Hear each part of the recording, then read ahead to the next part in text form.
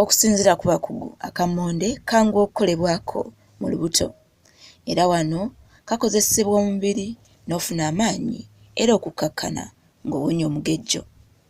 Obutafaali naddala obumyufu okubeera obulamu olina okwettanira okulya akammonde anti mulimu vitamin B6 era ebbula ly'omusaayi mubiri gwo obeera oliwonye.